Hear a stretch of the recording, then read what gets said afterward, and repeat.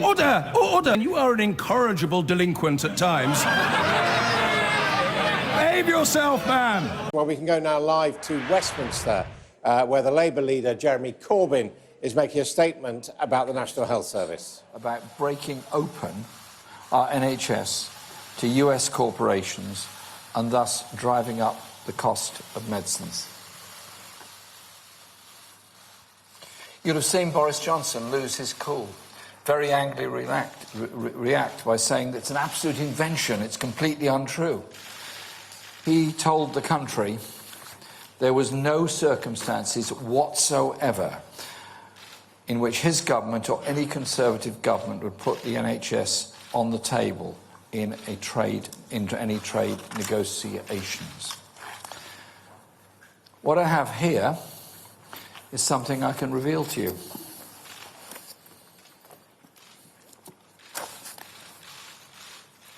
"451 pages of unredacted documents and information.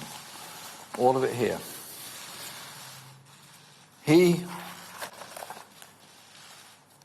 His government released this. We have since obtained this, which is a very different version of events.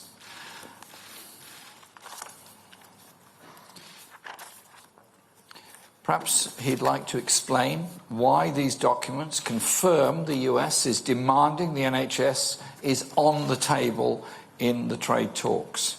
These uncensored documents leave Boris Johnson's denials in absolute tatters. Voters need to ask themselves some very serious questions. Is the NHS safe in Boris Johnson's hands?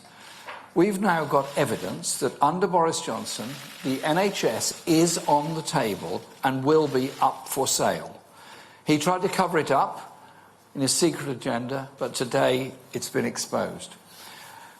Now we know the truth. When Johnson says, "Get Brexit done," it's a fraud on the British people. This is the reality. Years of bogged-down negotiations and our NHS is up for sale.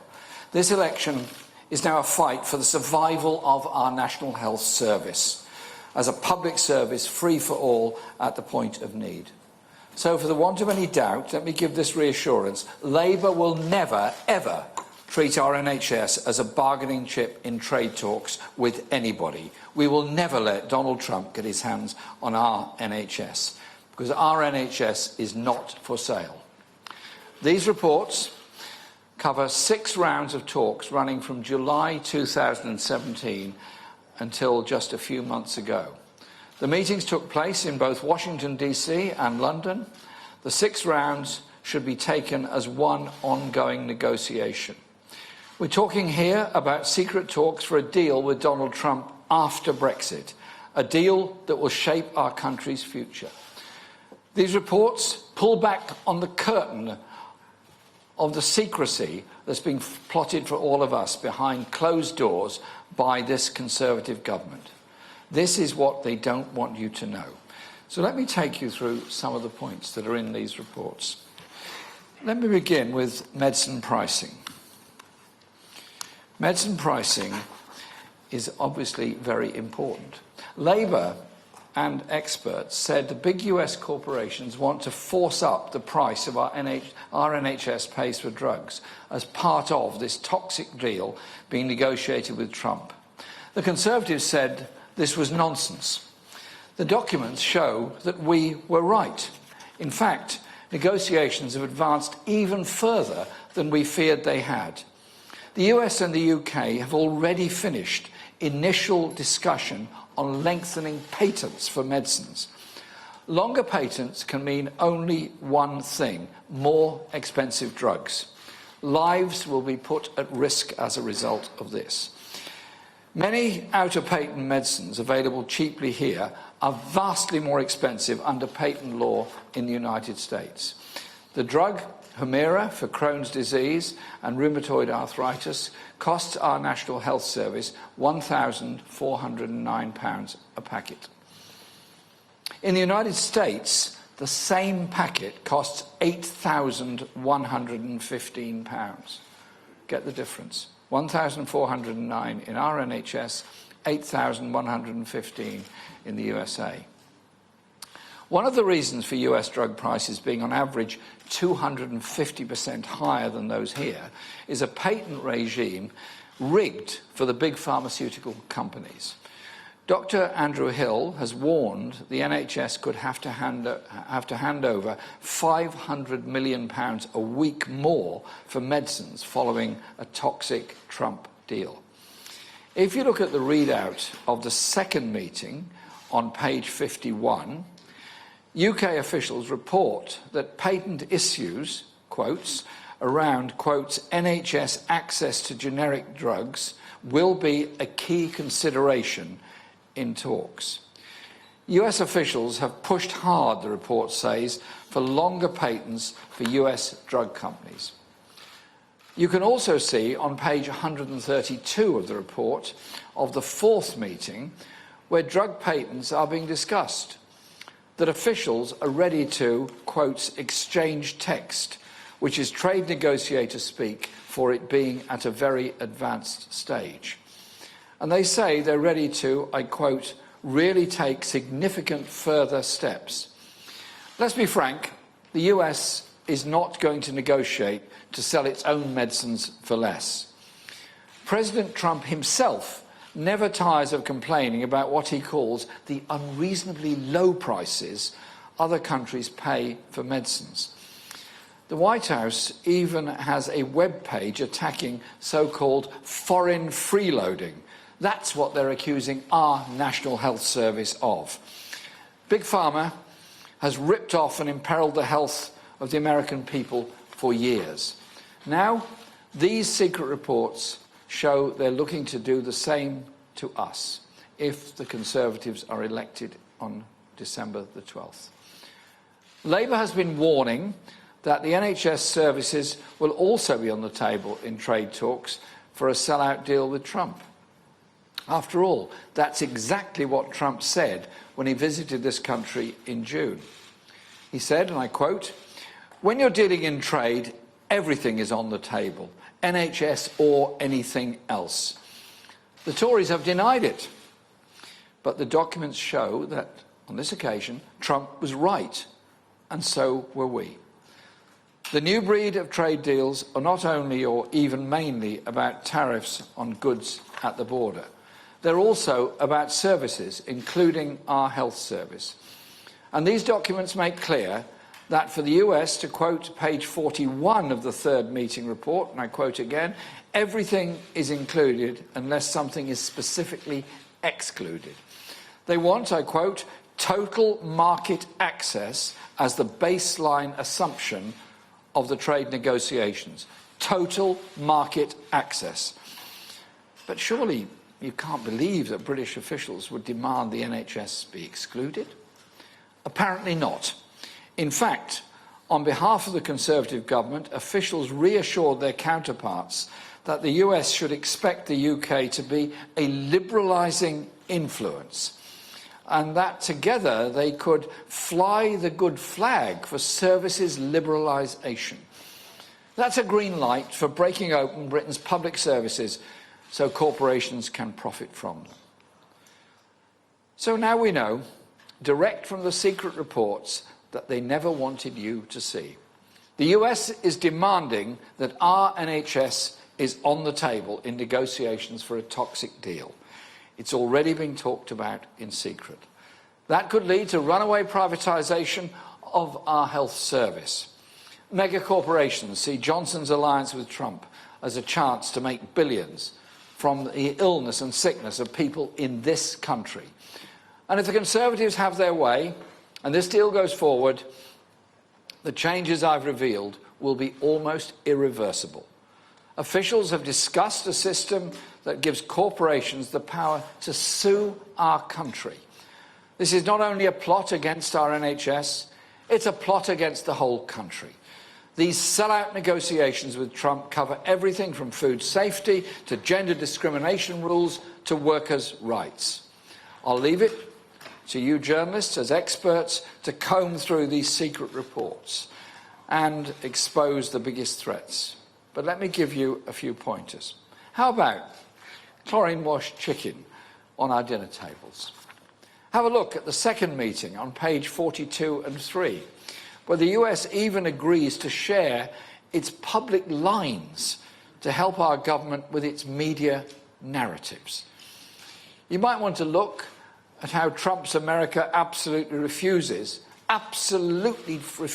to mention climate change in the deal. See the second meeting on page 17. And on page 1 of meeting 6, for the US advocating a no-deal Brexit, anything that would mean they'd be all to play for in a deal with Trump. What's at stake in a deal with Trump could not be more important for our country. In this election, the Conservatives want you to vote blind, keeping millions of us in the dark about what their plans actually are.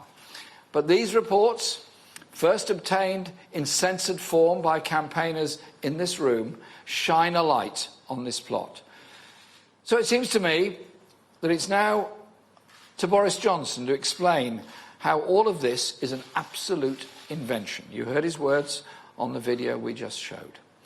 To explain why he denied the very things we can now read in black and white on paper here in this room today. He's got to come clean on what the Conservatives' sellout plans are for our National Health Service. Labour will not let this rest, because unlike the Conservatives, we're not on the side of the billionaires and the bankers. We're on the side of the nurse, the doctor, the patient, and the people, and we will never sell out our National Health Service. I now ask our colleagues, friends from the National Health Service are here today to help us, and they will pass around some copies of these documents, and then Barry and I will take questions from you.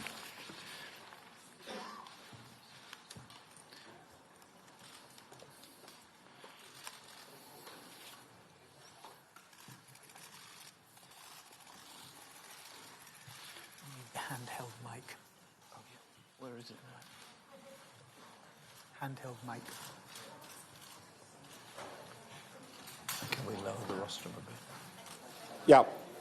Sophie, is there a hand? Well, as you can see, copies of that document being handed out to the media, 451 pages relating to preparations for negotiating a trade deal with the United States. And Labour have got people dressed in medical scrubs there handing it out, clearly making the point that they believe the National Health Service is in danger. Well, this is probably the first major bombshell that we've had revealed during this general election campaign. Here with me to assess it is Sam Coates, our Deputy Political Editor. I mean, as Mr Corbyn showed, we've seen a redacted version of this, but this is the cold, hard proof. Okay, if everybody... Absolutely. So during one of the earlier head-to-head debates, Jeremy Corbyn brandished the redacted version. This is a 451-page document. All we had until today were pages and pages of blacked-out script. Now we've got the whole thing, and it is a leap, apparently from within government, showing, he claims, the extent to which officials had been working on a trade deal that involves elements of the NHS. Right, and now the Labour leader is taking questions. Along with him, Barry Gardiner, the Labour frontbencher chairing this news conference in Westminster. Let's go and listen to what's going on. Thank you. Jeremy Corbyn, just two questions. Firstly, are you saying that any trade deal with the US would be impossible without putting the NHS on the table? And just on the issue of trust, you're suggesting to the public today that they shouldn't trust Boris Johnson on the NHS, but of course the Chief Rabbi suggested yesterday that the public shouldn't trust you to protect all minorities in this country. You didn't apologise last night over the issue of anti-Semitism in the Labour Party. Is that because you think the Chief Rabbi is wrong and you haven't done anything personally wrong? Thank you. And then Libby.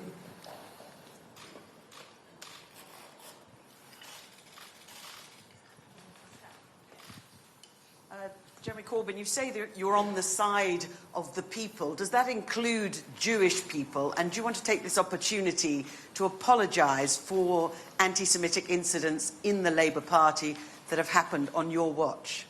And Libby, do you have a question about the issue that we're actually discussing today, or was that just an opportune moment to get a dig in about something else? It's not a dig. No, it's very serious about, indeed. But we're here today to discuss the NHS and the trade deal. Yeah, but I thought, as a journalist attending this event, you might have a question about that issue, because I'm sure you'll agree that is also something of real importance to the British public. It is of importance. Good. So, do you have a question? Can I ask Mr. Corbyn on the NHS whether he accepts that Donald Trump has already denied that the NHS would be on the table in any future trade talks? And what interest would a future British government have in doing a deal that effectively made medicines unaffordable in this country? Why would any government have an incentive to actually sign a trade deal that involved that kind of equation? Okay, and Laura.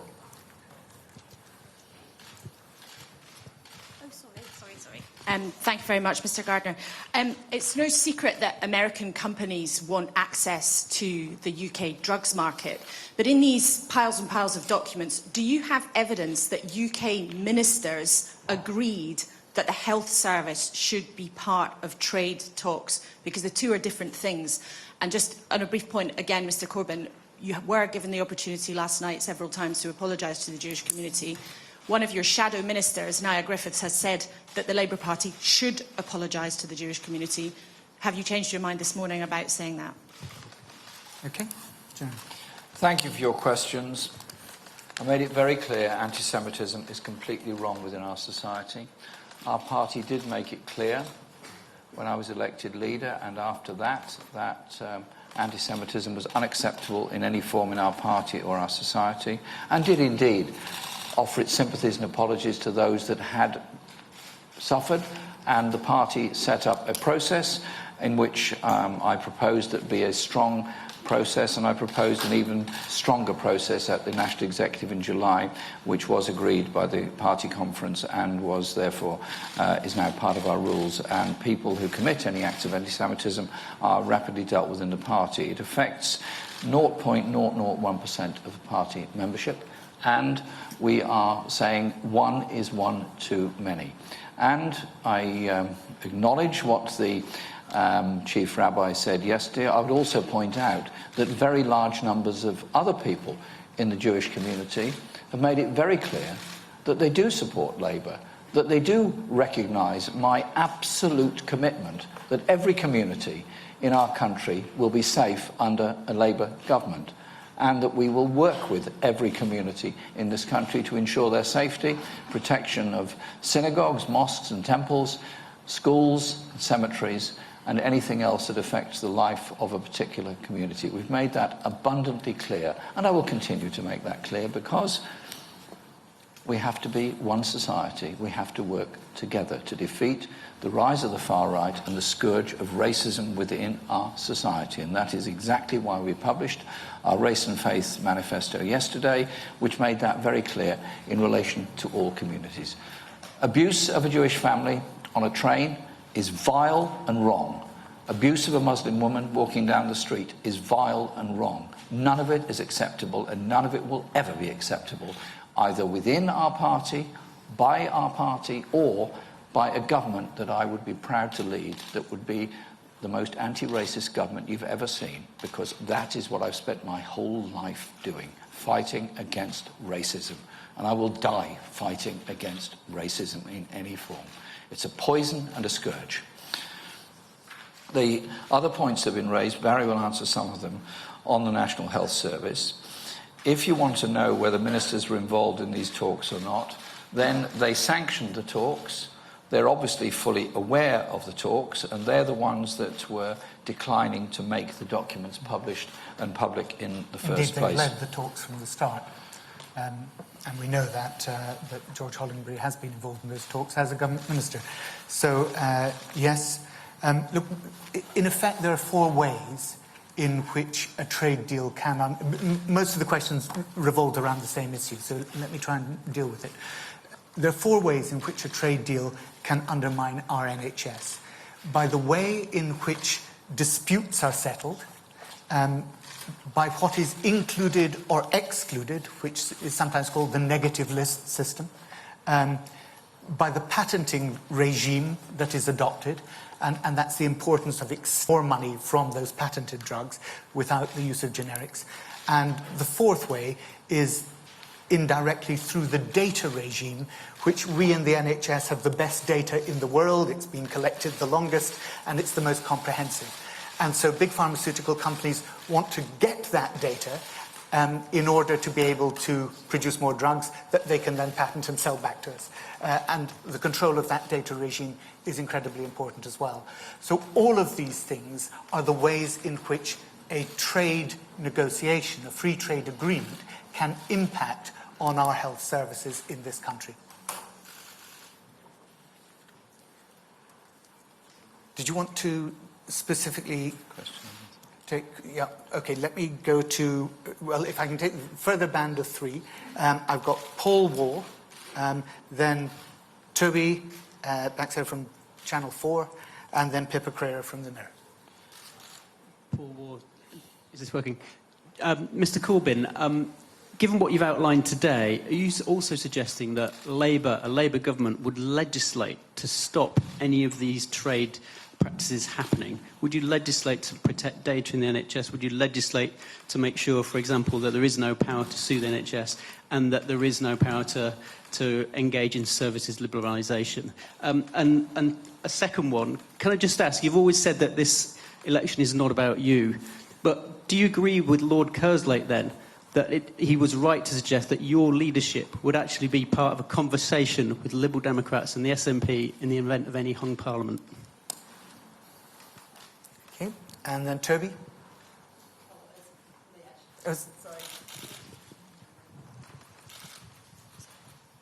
Victoria MacDonald from Channel 4 News. 2 questions. I didn't quite understand your reasoning on the trade talks, because isn't it the case in any trade talks that the Americans, for instance, would put everything they want on the table, and it's up to the British government to then negotiate a way to a position that they want? Secondly, Mr Corbyn, you've taken a neutral stance on Brexit, but isn't it the case that if there was no Brexit, this wouldn't even be on the table? We wouldn't have a forest of papers sitting on our knees now, because we wouldn't have to negotiate a trade talk. And Pippa.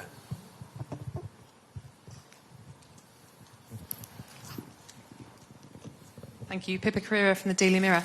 Just on the climate change aspect of the trade talks, I mean, the point made by the US in these documents is that the US Congress decided in 2015 that there'll be no mention of greenhouse gas emissions reductions in trade agreements, and the trade emissary suggests that that ban won't be lifted anytime soon. So how does Labour, given it's sort of a US legal issue, how would Labour get around that and make sure that climate change and greenhouse emissions were on the table? And then specifically, Mr Corbyn, can I ask, was yesterday the worst day of your campaign so far? I love everyday campaigning, and yesterday was another day that I loved, because I go out all the time, meeting people, listening to people, understanding what people's fears and concerns are, and I'm horrified at the levels of inequality, poverty and injustice that have come in Britain since austerity came in 2010, and I'm utterly determined to win this election, to end austerity, provide homes for the homeless, and end the disgraceful levels of child poverty in this country. And that is the message that I carry out all across the country. And I'll be doing that today and every day up till December the 12th. On Paul's question, there are no talks with any other parties. We're fighting this election to win it. We're not fighting to form a coalition. We're not fighting it to do a deal with other parties. We're fighting it proudly as the Labour Party on our manifesto. And I hope we move into government on December the 13th to start righting some of the wrongs and injustices that austerity has brought to this country, and I'm proud of the manifesto on which we're fighting the election. On the point about trade talks, and Barry will deal with this as well. And the point that Vicky made about no deal. Well, it's Boris Johnson that has tried to threaten a no-deal exit from the European Union and keeps on pivoting to say that he would do a special trade deal with the United States. And I think these documents show the nature of those talks. And when talks reach a point where they're exchanging texts, it sounds to me like they're getting awfully near to some form of agreement and the dangers that go with it. Our strategy, as you know, is that within 3 months we'll negotiate an agreement with the European Union so that we do have market access to Europe and we protect the Good Friday Agreement, and within 6 months we'll put that to a referendum alongside Remain. So there will be an option to leave the European Union but not wreck all our very important trading relationships with Europe, or to remain within the European Union. That is a way of bringing people together, and our party is determined that that will be what we will do in government. The points about the legislation that we would introduce or the system we would adopt are quite simply this: we will not accept the idea that there is investor protection in the way in which trade deals are run. We would also make sure, and Barry will speak on this because he's been very central to developing our green industrial revolution, that protection of the environment would be absolutely part of our trade arrangements as well, because clearly every department of government has to play its part in getting us to net zero emissions as quickly as we possibly can. If I can just pick up on the issues around dispute settlement, which was one of the key areas in which the NHS can face undermining by trade agreements. You asked the question as to how we would counter those elements. We have said very clearly that we would not accept what are known as the ISDS, the Interstate Disputes Settlement procedures, or the ICS, which are the new court system which some more modern trade agreements have adopted. We would not accept those because they enable foreign companies to undermine public policy in this country if we wanted to take measures to say that, for example, in countries where plain paper packaging for cigarettes has been adopted, those countries have been sued by tobacco companies for introducing that. So we believe it's right that public policy health measures should be in the domain of the British government, not subject to legal dispute in separate courts that only foreign countries have access to, foreign companies have access to, that can then undermine health policy in the UK. That's absolutely central to what we've said. The government has refused to adopt that position repeatedly in debate in the House of Commons, in the committee when the trade bill was going through. And in a similar vein, we've also said that we wouldn't accept the negative list procedure.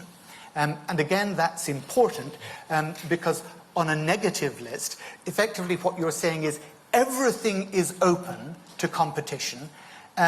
All services are open to competition except those that are specifically mentioned in the agreement. Now, of course, what that does is it does not enable you to future-proof your system. What about new treatments, new services that are discovered?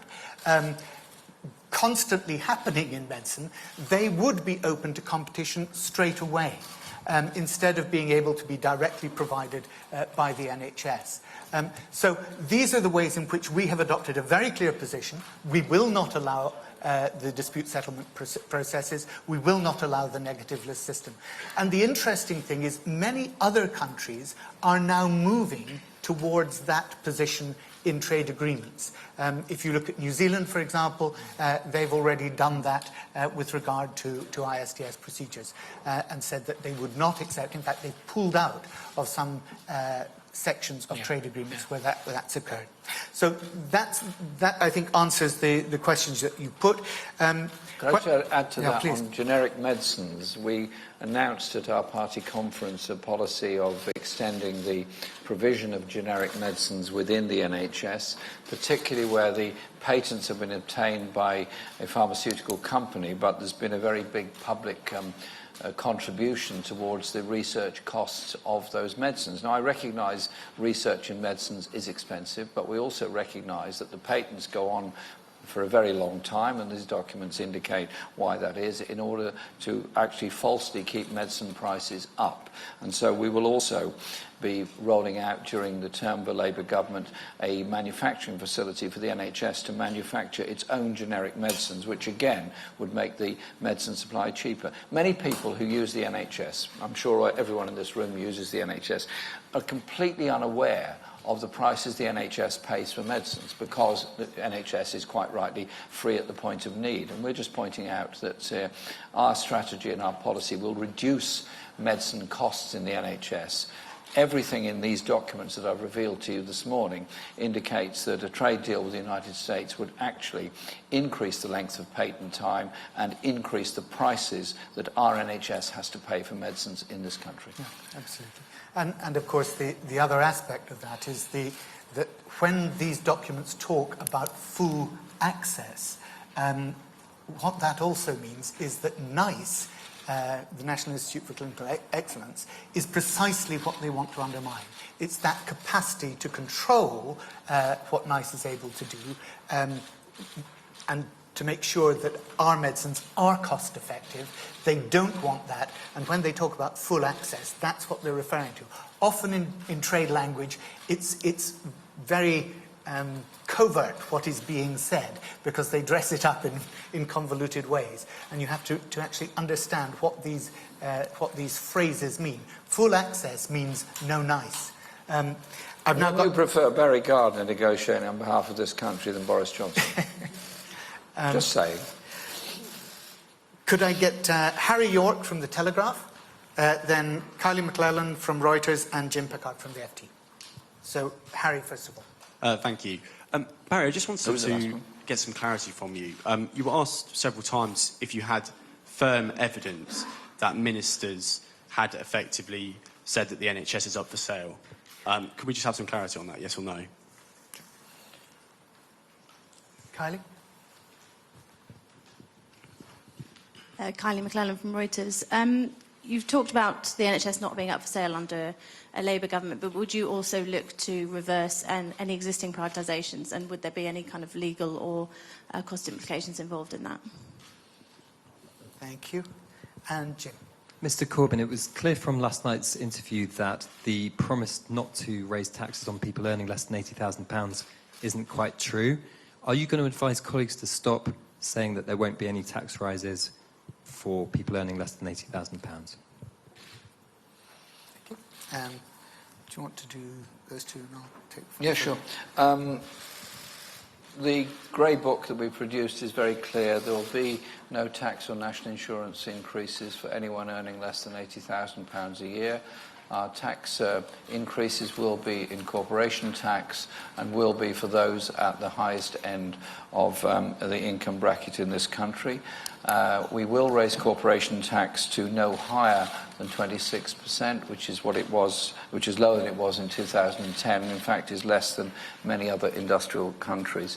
And I think if you look at the scale of need around the country, in the National Health Service, in social care, in education, in housing, in the levels of poverty that so many of our children have been brought up in, you would accept that it is only right that we adopt this programme and this policy in order to try and redress some of the awful levels of inequality that have developed in Britain since austerity came in 2010. On the point about privatisation within the NHS, the Health and Social Care Act, which went through after the coalition of Liberal Democrats and Conservatives went into office in 2010, specifically encourages the operations of the private sector within the National Health Service. It has grown considerably over the past 9 years, and as long as that act is in place, will continue to grow. And we have the absurd prospect at the present time of private medical companies suing the NHS for contracts they don't get, for services they're not allowed to run. I mean, this, to me, is unbelievable that a private sector organisation thinks it ought to run a service, doesn't get the contract, and therefore sues the NHS for not getting it. Every penny they sue the NHS for, every penny the NHS has to spend on legal fees defending itself is taken away from patient needs, taken away from those people that are waiting for operations, waiting in A&E departments. And I want to change that. I want to end that part of the Health and Social Care Act and instead start reversing that process to bring the private services currently operating within the NHS back into the family of the NHS, so everyone working for the NHS is an NHS employee working together as one community rather than this miasma of different companies running different parts of hospitals and all the administrative problems that come from that. Our party is determined to defend and rejuvenate our NHS because that is what we're determined to achieve. If I can just pick up on, and my apologies, I can't remember whether it was Victoria Pippa that mentioned about climate change. It was Pippa. Pippa, I didn't respond to that when I should have. The way in which we want to deal with this in trade agreements is very clear. What we've done in this country is we've reduced our emissions over the past decade and more. But we've done that in large measure by exporting some of those emissions so that we're now importing goods that have been produced abroad and the emissions are being produced over there. And what we need to do, particularly in trade agreements, is to ensure that we're not simply consuming the emissions that we've offshored. If you take a particularly topical example, it would be in the trade talks with Mercosur over Bolsonaro's Brazilian government burning the Amazon in order to clear it to produce beef and soy, which they can then sell into European markets. Now, it seems to me that if we have a robust policy on climate change, we should not then be negotiating trade agreements which are accepting that beef and soy that is being produced from deforested rainforest. So it's really trying to have a joined up, a comprehensive look at the way in which trade agreements impact on all our policies, whether it's the National Health Service or whether it's our climate change policies, and trying to make sure that we're doing the right thing at all levels.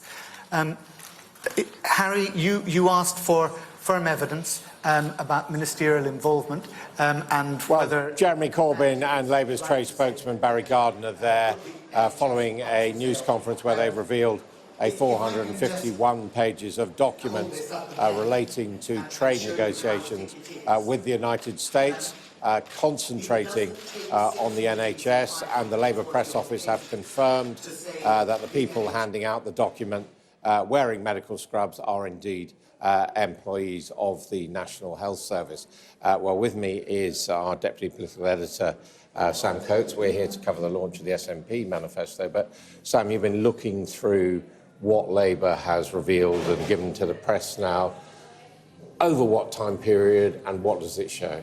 Right, so 450 pages from several different documents, which would seem to be as it were, the notes or the minutes of meetings between UK officials and American officials talking about how any trade deal between the US and the UK might proceed after Brexit. But the timing of these documents is absolutely key. As far as we can tell, these were documents from about June, July 2017 to the sort of middle of 2018.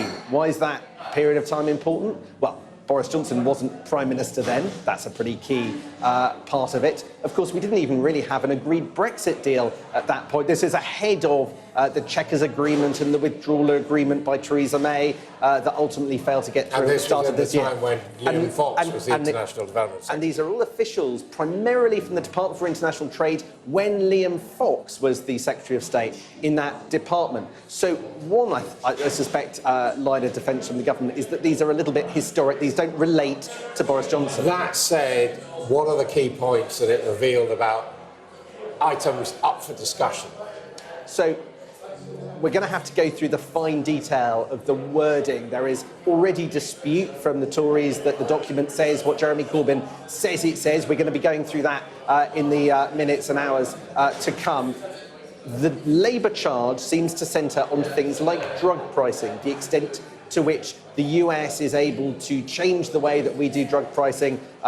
US drugs, in many cases, more expensive than British drugs, particularly because of the laws around patents. Jeremy Corbyn made that point in the press conference just then. So I think that there will be a battle for interpretation on these documents, even though, and that's even after you have to come to terms with the fact that these are documents from before Boris Johnson was in Downing Street. OK, Sam, thank you very much indeed. Well, 15 days to go until polling day on December the 12th. I think it's fair to say the campaign is really hotting up.